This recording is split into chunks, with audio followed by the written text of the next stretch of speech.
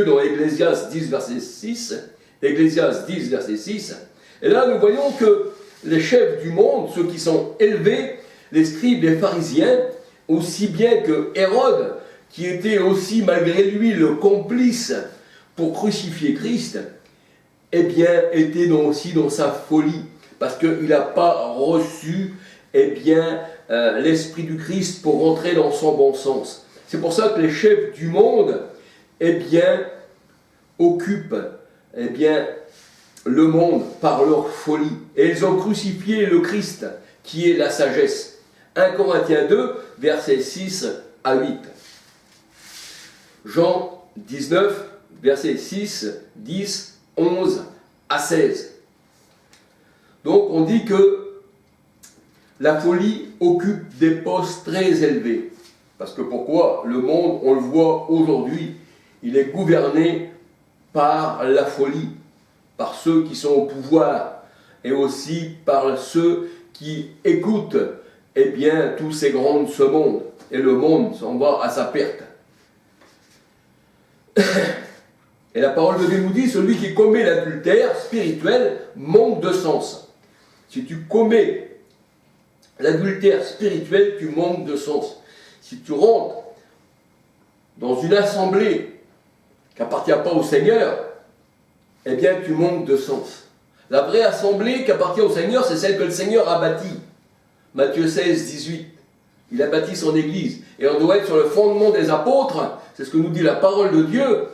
On doit être, eh bien, fondé, établi, membre du Christ. L'épouse, on doit être fondé sur la nouvelle Jérusalem. Apocalypse 21, versets 1 à 10. C'est ce que nous dit la parole de Dieu. Hébreux 12, versets 18 à 24. Alléluia. Donc c'est ça la véritable assemblée que le Seigneur a dit, n'abandonnez pas votre assemblée. On dit qu'il faut abandonner les assemblées des hommes. Le Seigneur dit, sortez du milieu d'eux. Et celui qui commet l'adultère spirituel avec les gourous de ce monde, Proverbe 6, 32, eh bien, n'a pas de sens. Parce que la folie, la parole de Dieu nous dit, est une femme. La folie est une femme. Ne va pas avec l'étrangère. Ne va pas au séjour des morts. Tu as perdu ton bon sens. C'est ce que nous dit la parole de Dieu. La folie est une femme. Proverbe 9, 13 à 18. La parole de Dieu nous dit que l'enseignement du Seigneur nous préserve des religions, de la femme adultère, de la prostituée. Apocalypse 17, versets 1, 5, 15, 18. Proverbe 6, versets 20 à 29. Celui qui va avec une femme prostituée, une religion, il met le feu à ses vêtements et à ses pieds. Pourquoi? Parce que le vêtement représente la lumière du Christ. Les vêtements représentent la lumière du Christ, représentent son enseignement, c'est ce que nous dit la parole de Dieu.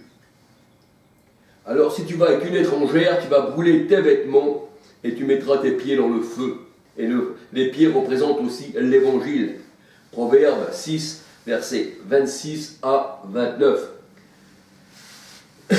Proverbe 7, verset 1 à 27. La maison de la prostituée mène à la mort. C'est ce que nous dit la parole de Dieu. La parole de Dieu nous dit, la sagesse a dressé sa table. Heureux les invités au repas du Seigneur. Et la sagesse, c'est Christ, c'est Dieu lui-même. Et la sagesse a dressé sa table.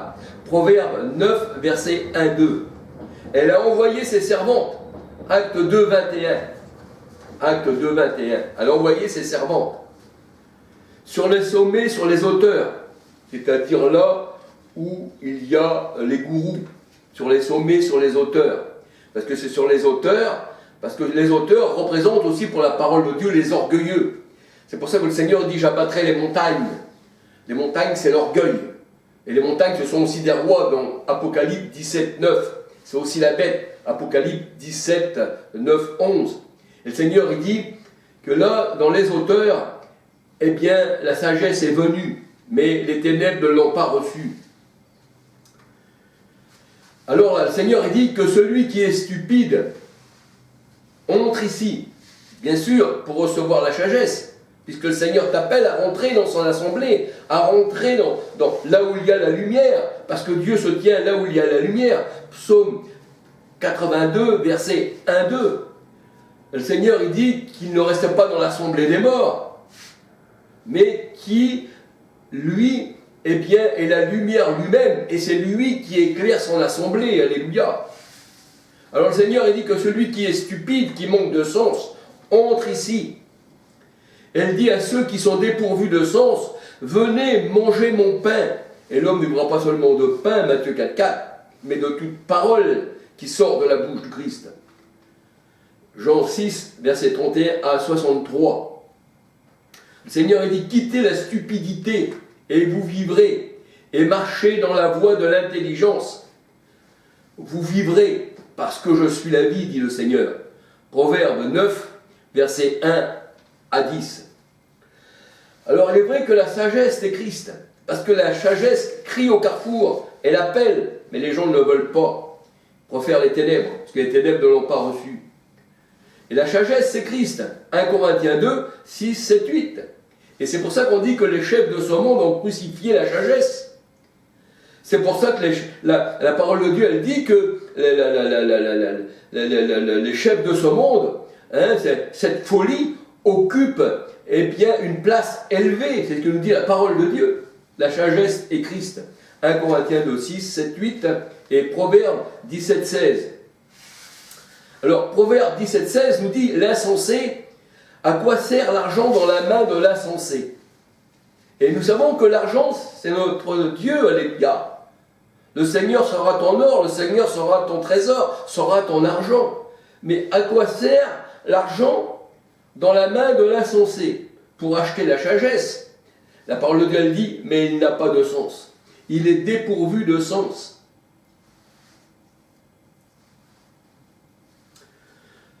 Proverbe 10, versets 13, 14, 21, 22, 23, 24. La parole de Dieu, elle dit, celui qui acquiert la sagesse, eh bien, aime sa vie. Celui qui acquiert du sens, aime sa vie. Proverbe 19, versets 1 et 8.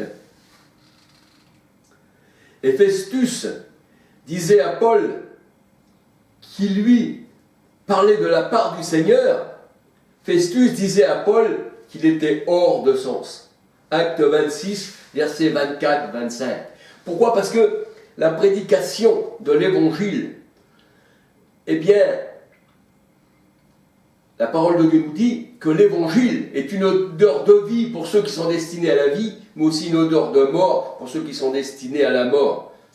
C'est-à-dire que les morts ne l'ont pas reçu, et Festus, comme il était aussi haut placé, la parole de Dieu nous dit qu'il disait à Paul qu'il était hors de sens. Et Paul disait, non, excellent Festus, je ne suis pas hors de sens, mais ce sont des paroles de bon sens que je te dis. Acte 26, versets 24-25. Alors le Seigneur nous dit qu'il faut réduire au silence ceux qui n'ont pas de sens, c'est-à-dire les insensés. 1 Pierre 2, 15. Réduire au silence les ignorants de la parole et qui veulent mettre leur parole à la place de celle du Seigneur. Les paroles du Seigneur sont spirituelles et c'est spirituellement qu'on en juge. Il ne suffit pas de lire les Écritures, mais aussi de les expliquer. C'est ce que nous dit Néhémie 8, 7, 8. Il faut lire les Écritures, elles sont spirituelles, ce sont des paraboles, il faut les expliquer. Néhémie 8, verset 7, 8, Deutéronome 33, verset 9, 10, Malachie 2, 7,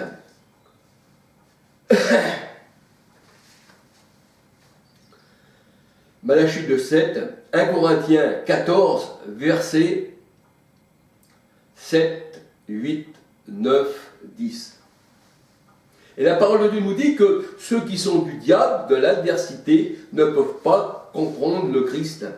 Jean 1, 14, la parole faite chair. Pour ça que le Seigneur a dit, pourquoi ne comprenez-vous pas mes paroles? Parce que vous êtes de l'adversité, vous êtes du diable. Jean 8, versets 43-44. C'est-à-dire que ceux qui sont du diable sont dépourvus de sens. Ils n'ont pas le sens spirituel, mais ils ont un sens charnel. Ils passent à côté de la lumière, mais ils préfèrent les ténèbres. Donc on dit qu'ils sont hors de sens.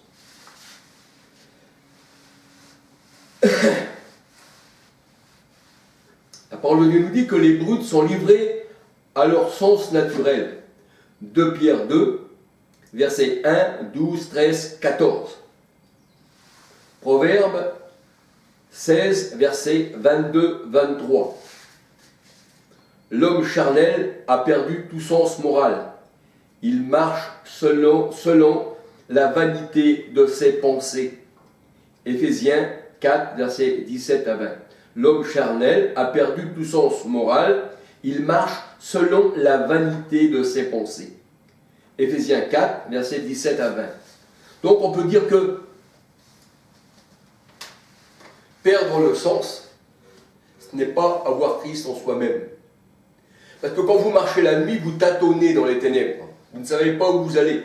Vous perdez le sens, vous perdez l'orientation des choses spirituelles. Mais comme Christ nous éclaire, puisque s'il est une parole à mes pieds, une lumière sur mon sentier, là je sais où je pose mes pieds, je sais où je vais. Le Seigneur dit qu'il est la lumière, il est la vie. Mais quand le Seigneur dit qu'il est la lumière, on ne doit pas être comme les catholiques qui mettent une bougie et qui pensent que Dieu c'est une lumière artificielle. Eux, ils ont besoin d'une lumière artificielle pour s'éclairer. Ils mettent même des bougies autour des cercueils de ceux qui sont morts. Hein, les cercueils, là, on voit qu'ils mettent beaucoup de lumière autour. Même dans les grottes, ils mettent des bougies pour s'éclairer dans leurs ténèbres. Ils restent dans les cavernes, hein, dans des grottes, parce que la grotte, c'est une caverne, c'est un tombeau. Hein. On voit qu'Abraham aussi il avait acheté une caverne, qui veut dire un tombeau. Et là, pour ça que le Seigneur il disait qu'ils avaient fait du temple de Jérusalem une caverne de voleurs. Le temple était devenu aussi un tombeau. Oui, un tombeau, parce qu'à l'intérieur, il y avait les tombeaux blanchis, qui étaient les pharisiens. Donc c'est pour ça que tous ces gens-là étaient hors de sens. Et nous voyons aujourd'hui que tous ceux qui sont hors de sens aiment bien marcher dans les ténèbres, et on voit qu'ils sont en foule dans la maison de la grande prostituée. Hein, Jérémie 5,7, ils sont en foule, et la porte, c'est la grande porte qui mène à la destruction. Mais la petite porte qui est Christ, il y en a peu qui passent. Parce que Christ, il est la porte de la bergerie. Mais eux, comme ce n'est pas des brebis du Seigneur, ben ils passent par la grande porte. Ils aiment bien leur gourou. Ils donneraient leur vie pour leur gourou. Et on voit que les gourous dans les sectes, que les gourous, leurs adeptes, vont même jusqu'à la mort. Hein, on voit que les gourous ont emmené beaucoup d'adeptes à la mort. Le temple solaire, et ci et ça, quand on regarde tous ces gourous, hein, comme David Koresh, tout ça, les gens sont morts, hein, ils ont obéi aux gourous et ils sont morts. Mais ils vont plus obéir à ceux qui les emmènent à la mort que celui qui les emmène à la vie. Ils préfèrent 100 fois Barabbas, 1000 fois, 10 000 fois. Barabbas, le meurtrier, lâchez-nous Barabbas, mais crucifiez celui-ci, après Christ. Mais ils aiment aussi César. Nous n'avons qu'un roi, c'est César. Et César, pourtant, les avait assiégés, avait pris leur pays, et ils étaient esclaves. Et voulait un roi aussi dans 1 Samuel 8, hein, qui voulait un roi charnel, comme tous les peuples, mais ils avaient rejeté l'Éternel. C'est exactement ça, les insensés, qui marchent dans les ténèbres. Bien que le Seigneur vous bénisse, que le Seigneur fasse que j'ai parlé de sa part, que je ne me suis pas emmêlé les crayons, parce que je reviens toujours au Seigneur. Hein. Moi, je ne suis qu'un homme, alléluia, et quand je parle d'une chose, c'est simplement pour exposer. Je n'ai jamais dit croyez à ce que je dis, c'est la parole qui convainc, alléluia. Si vous retrouvez ce que je vous ai dit dans la parole, et puis que ça concorde avec la parole du Seigneur, et que l'Esprit vous convainc, ce n'est pas un homme qui peut convaincre, c'est pas moi, je ne convainc personne, c'est le Seigneur qui convainc, alléluia. La parole de Dieu a dit que, l'un a planté, l'autre a arrosé, mais c'est Dieu qui fait croître, alléluia. Que le Seigneur vous bénisse abondamment. Tous ceux qui regardent ces vidéos, partagez-les aussi, hein. Vous pouvez les prendre et les partager, les mettre sur des autres chaînes si vous voulez. Vous avez toute l'autorisation de ma part. Faites ce que vous voulez avec ma parole, c'est vous qui voyez. Rejetez-la si vous voulez, acceptez-la. Je ne suis pas un gourou, je parle simplement du Seigneur. Et puis je voudrais tant, tout ce qu'il y a sur mon cœur, le mettre en évidence aujourd'hui, puisque nous avons des réseaux sociaux, alors autant en profiter. Eh bien, que le Seigneur vous bénisse, que le Seigneur vous garde. Et puis à la prochaine vidéo. J'aimerais vous parler. Il y a des choses, vous savez, qui ces fois c'est très dur à expliquer parce que on explique des choses, les gens ne comprennent pas, mais là c'est vraiment des choses compliquées. Mais je sais que le Seigneur ouvre les oreilles à ceux qui lui appartiennent, et je ferai ces vidéos. Alléluia. Il y a que le Seigneur vous bénisse et puis que le Seigneur vous garde. Alléluia. Soyez bénis du Seigneur.